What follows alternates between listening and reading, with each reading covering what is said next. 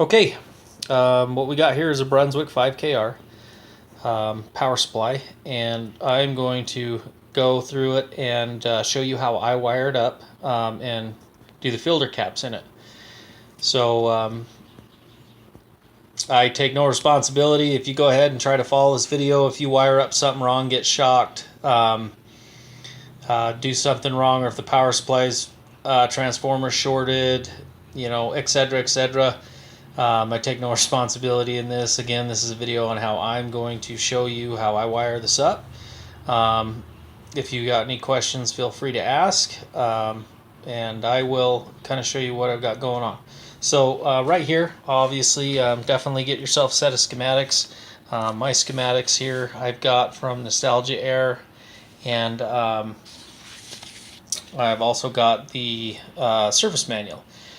So I've already wired up a Brunswick 5KR over here, and this is what I did. I put the filter capacitors on a terminal strip, and then this film capacitor that goes to the speaker is over here on this terminal strip. I have seen people to where what they'll do is they will take, here's a picture right here, this smaller box right here, that's where your filter, that's where your choke is, that's where your caps are inside this box. They'll pull this box off the chassis and they will melt all the wax out of it, and then pull the capacitors out of there. And that's a great way of doing it too. It's just another way to do it. For me, I don't want to go to all that trouble, so I'm just going to go ahead and wire it into a terminal strip that I mounted right here on the chassis. So so I will go ahead and get started, and I'll be pausing the video at points and show you how I'm going to wire stuff up. Again, you should definitely check your power supply out, make sure things are shorted out, and check voltages. And if you've never done this before, you should probably do your homework and learn a little bit about electronics, and or find somebody who is qualified to be able to work on this stuff for you. One thing about these 5KRs is that they put a asbestos pad on the bottom. Just be careful when you're pulling those out and dispose of them correctly. Mine left on this one some residue, so I just took some glue and glued over it to kind of seal that up so it doesn't cause a problem. This other one that we didn't have that issue. They for some reason they glued it to the side of this one, but this one didn't have it on there. So I've still got to do a little bit more work to this, but this one's been rewired and it works good. So I will go ahead and kind of get started. Okay, so one thing to note on these on this schematic, especially on this one right here, is the way I look at this. Sorry, I'm trying to learn how to use this tablet to get it to focus. So right here is your where your filter can is what I call it right here, and this is the schematic that shows you where the 1 microfarad caps go. This little spot right here is the ground, and then it goes through, and that is the filter, or not the filter, what was that? Sorry, the inductor. This is the inductor that goes through there and over. What I've noticed on this is that there is like an error on this. So so there's on this schematic on Nostalgia Air, there's just an error in this schematic.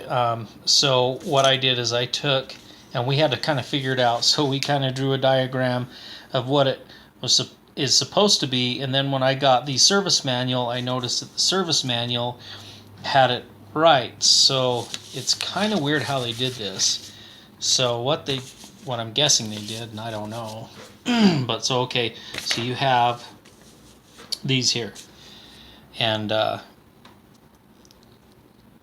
look the same, but if you take this one and flip it upside down and match them up, they look sort of correct, and that's the right way that I'm looking at the chassis. The issue is right here. So notice how on this point right here it contacts and goes straight over to the 1 microfarad cap, whereas on this other one it goes through here around and then straight over. This is incorrect. So this is the one we're going after. And so this is the way that I've got this positioned. So you've got, right here, and then it goes through to a 5 microfarad cap right here and over, which we'll connect that, and I'll show you to the speaker, and then through here you've got your filter caps, and then we'll rewire that. But anyway, so this is the diagram I'm going off of, and I will kind of see if I can get that to focus. And so that's what I'm going off of. So again, there are some flaws in this Nostalgia Air schematic, and I kind of had to figure it out. So you're going to do it at your own risk, but I'm going to show you how I do it.